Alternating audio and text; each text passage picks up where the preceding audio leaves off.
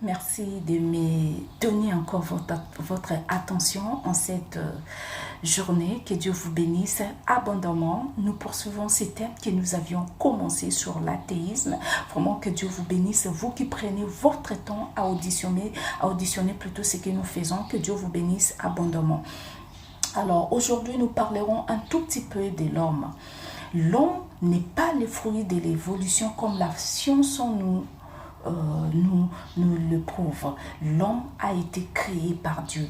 L'homme a été créé à l'image de Dieu et à la ressemblance de Dieu. Je peux rapidement lire cela dans le livre de Genèse 1, 26. Mais vous pouvez lire les livres de Genèse parce que nous serons beaucoup plus basés dans ces livres de Genèse pour montrer réellement que le monde a été bel et bien créé par Dieu. Dieu est le créateur de l'univers. C'est lui qui a créé tous les astres que nous voyons. C'est lui qui a créé le monde. C'est lui qui a créé la terre. C'est lui qui a tout créé, qui a créé également l'homme. Il a créé les animaux, les forêts, les mers, les eaux. Toutes les eaux ont été créées par Dieu. Alors, je suis dans les livres de Genèse 1, 26. Et Dieu dit, faisons l'homme à notre image, selon notre ressemblance, et qu'il domine sur les poissons de la mer, sur les oiseaux des cieux, et sur les bétails, et sur toute la terre, et sur tout animal rampant qui rampe sur la terre. Vous pouvez continuer chez vous là-bas. Même après, vous pouvez continuer à lire les livres de Genèse. C'est sur ça que nous allons maintenant parler. Avant, ce n'était que de l'introduction pour que nous comprenions de quoi nous voulons vraiment parler. Je nous ai dit que ce thème est vraiment large. Nous irons pas à pas, mais je vais vraiment raccourcir ce thème pour que nous puissions comprendre un peu vite de quoi nous voulons parler. Aujourd'hui, comme je nous ai dit que nous parlerons de l'homme. Selon la parole de Dieu, l'homme a été créé par Dieu. L'homme n'est pas le fruit de l'évolution. L'homme est créé bel et bien par Dieu, à l'image de Dieu et à sa ressemblance. Dieu veut que l'homme, Dieu veut qu'un athée, Dieu veut que tout homme ne soit non seulement son image, ne reflète non seulement son image, mais que l'homme soit aussi fait à sa ressemblance. Quand Dieu avait créé Adam, Adam était à l'image de Dieu et aussi à la ressemblance de Dieu. Pourquoi il était à l'image et à la ressemblance de Dieu? Tout simplement parce que Adam était corps, âme et esprit. Il était au complet. Un homme complet d'après Dieu doit être constitué du corps, de l'âme et de l'esprit. Mais quand Adam avait désobéi à Dieu, Adam était incomplet. Adam était resté que corps et âme parce que son esprit était mort sur les champs. Quand on pêche, quand on se sépare de Dieu, c'est ça ce qu'on appelle la mort spirituelle. Dieu appelle cela la mort spirituelle. Donc tout homme qui ne se connecte pas à Dieu, tout homme qui est loin de Dieu, tout homme qui ne reçoit pas Christ dans sa vie, c'est un homme mort. Spirituellement, c'est un homme mort qui est séparé de Dieu. Voilà pourquoi ces gens-là n'auront pas accès à Dieu, tout simplement parce qu'ils sont considérés comme des hommes morts. Ils ne sont pas considérés devant Dieu comme des hommes normaux, ils sont incomplets. Alors, pour être complet, il faut que l'esprit de l'homme revienne en soi. Pour que l'esprit de l'homme revienne en soi, il faut que cet homme-là reçoive Christ comme sauveur et Seigneur. Avant que Christ ne meure, avant Dieu avait établi des lois, des 10 commandements. Il y avait des lois et aussi Dieu a ramené cela aux 10 commandements pour que les hommes puissent se ressembler au moins à leur Créateur. Parce que les hommes étaient vraiment séparés de leur Dieu. Alors Dieu voudrait que tout homme se ressemble à lui. Pour que tout homme se ressemble à Dieu, les hommes devraient produire les œuvres qui les font ressembler à leur Créateur. Mais malgré tout cela, les hommes étaient toujours incapables de se ressembler à Dieu. Voilà pourquoi comme beaucoup périssaient toujours, beaucoup continuaient à périr. Quand ils mouraient, ils périssaient, ils ne se voyaient pas à leur Créateur. Dieu était dans l'obligation d'envoyer son Fils Jésus. Alors, c'est ça même l'autre là, le but de ces messages. Dieu avait envoyé son Fils Jésus dans le livre de Jean 3,16 pour que tout homme, Dieu a tant aimé le monde, Dieu nous aime beaucoup, voilà pourquoi il a envoyé son Fils Jésus, pour que tout homme qui croit en Jésus-Christ ne périsse plus, parce que Dieu ne voit plus au travers des œuvres, des lois, Dieu nous voit maintenant au travers de son Fils. Si nous sommes en Christ, du coup, nous avons la vie éternelle, nous n'allons plus périr. Nous n'allons plus périr pour l'éternité. Un homme complet, dans notre temps maintenant, un homme complet est celui qui est en Christ. C'est lui qui s'est renouvelé en Christ. C'est lui qui a son corps, son âme et son esprit connecté à Christ, connecté à Jésus-Christ. Celui-là, c'est un homme complet et c'est un homme qui est sauvé. C'est celui-là que Jésus-Christ accueille dans son royaume. C'est celui-là qui, quand il meurt, se voit avec son Créateur. Alors, sans plus tarder, je ne vais pas beaucoup traîner là-dessus. Comme je nous ai dit qu'aujourd'hui, nous parlerons de l'homme, l'homme qui a le corps, qui a l'âme, qui a l'esprit.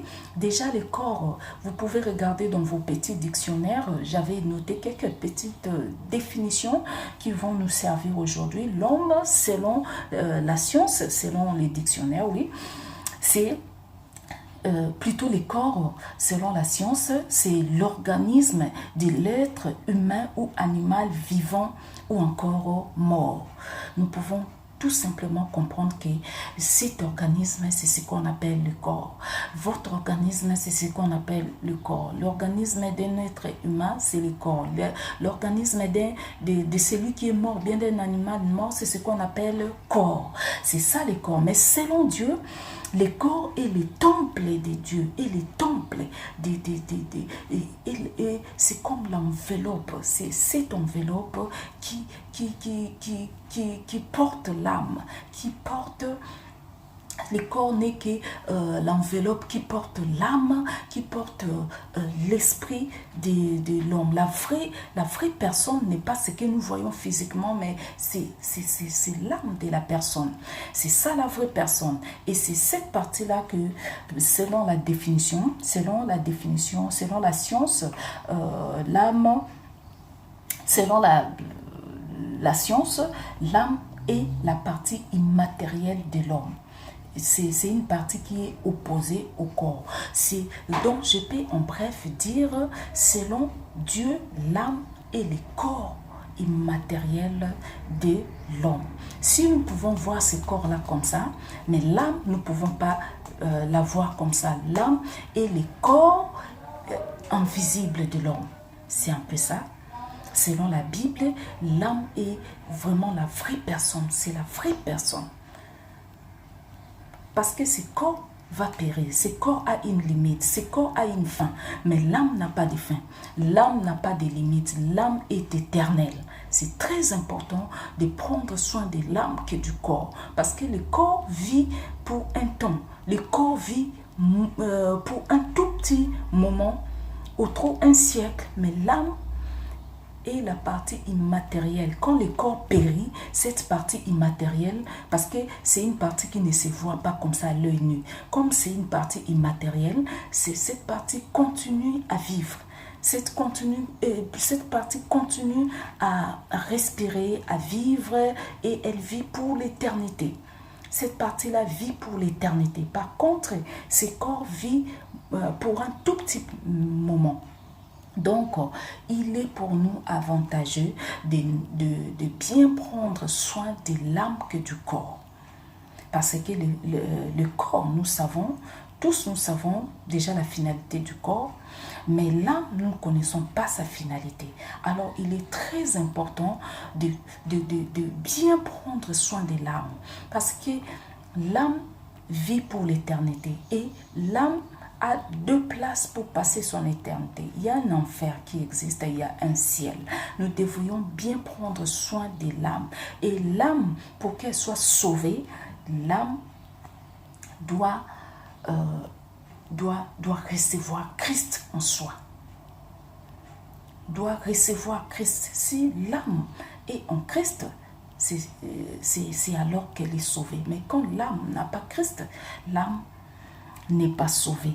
Et l'esprit, selon la science, est la partie dépourvue de chair, qui n'est pas du monde des vivants. C'est la partie dépourvue de chair. Je l'ai dit que le corps a la chair physique que nous voyons. L'âme n'a pas la chair physique, mais l'âme, c'est le corps immatériel. Donc l'âme, dans les spirituels, l'âme a une chair. Par contre, l'autre là, l'esprit n'a pas de chair. L'esprit est dépourvu de chair. L'esprit est dans l'âme. L'esprit est la partie de l'âme qui entre en contact avec Dieu. Voilà pourquoi Dieu, la Bible pouvait qualifier la séparation d'Adam comme étant la mort spirituelle, parce que son esprit s'était séparé d'avec Dieu. Quand son esprit se sépare de Dieu, s'est séparé plutôt de Dieu, du coup la mort spirituelle a intervenu. Adam était mort spirituellement quand il a offensé son Dieu, quand il a désobéi à la loi de Dieu. Donc tout homme vivant dans le péché, c'est un homme mort, c'est un homme spirituellement déjà mort. Alors il nous faut que notre esprit renaisse, notre esprit peut renaître en Christ, peut reprendre vie. Notre esprit peut reprendre vie seulement si nous nous donnons à Christ. Si nous nous donnons à Christ, alors nous sommes nés de nouveau. Voilà pourquoi nous appelons tout homme qui a Christ en soi, c'est un homme qui est né de nouveau. Un homme né de nouveau, c'est un homme qui a encore la vie, qui a repris vie.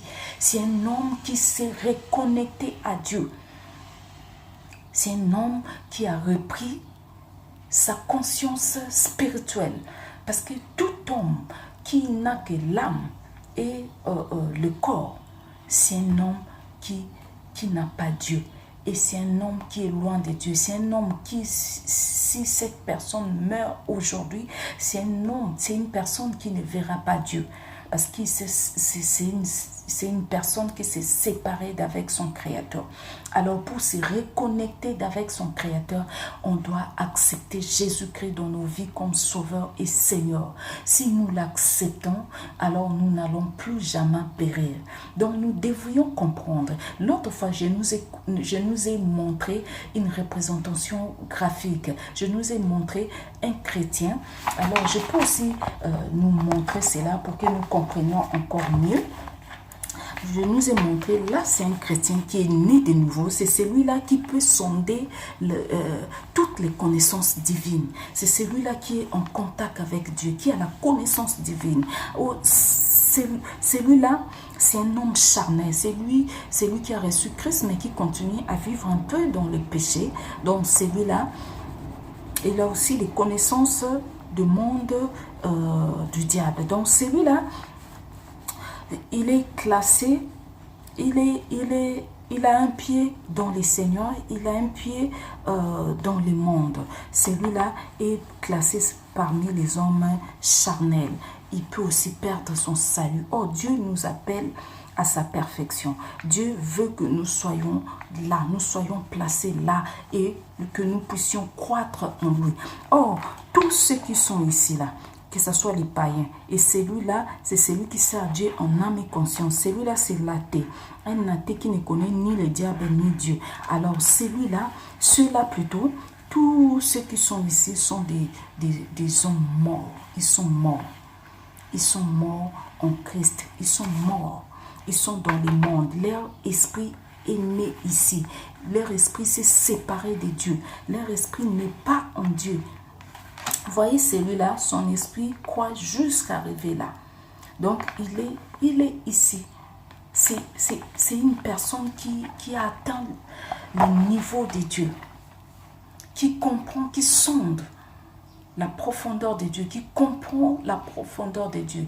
Et cette personne-là, Dieu lui révèle des grandes choses que d'autres ne peuvent comprendre.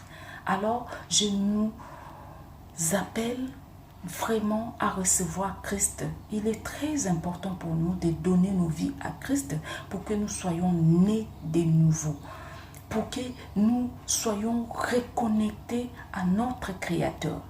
Parce que Dieu nous a créés à son image et à sa ressemblance. Mais par nos péchés, nous étions morts. Mais quand nous recevons Christ dans nos vies comme Sauveur et Seigneur, nous sommes ressuscités. C'est une grâce que les autres n'ont pas eue. Mais Dieu nous a fait cette grâce au travers de son Fils Jésus. Si nous donnons nos vies à Jésus-Christ, nous sommes nés de nouveau. Et du coup, nous allons atteindre ces niveaux-là, les niveaux auxquels Dieu nous attend. Dieu nous attend à un niveau de la compréhension de sa parole, que nous comprenions que nous ne sommes pas le fruit d'une évolution, mais nous sommes créés à son image. Non seulement à son image, mais à sa ressemblance. Et si nous sommes nés de nouveau, nous serons capables à pratiquer la vraie justice, pas de la justice corrompue. La justice du monde, c'est la justice corrompue. On manifeste devant les gens que nous pratiquons de la justice, mais une justice tordue qui cache de l'injustice. Une justice qui cache l'injustice en soi.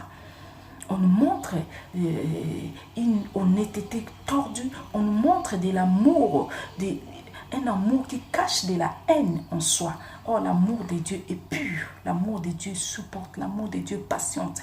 L'amour du monde ne peut patienter, ne peut supporter, ne peut. L'amour de Dieu nous amène à un niveau supérieur.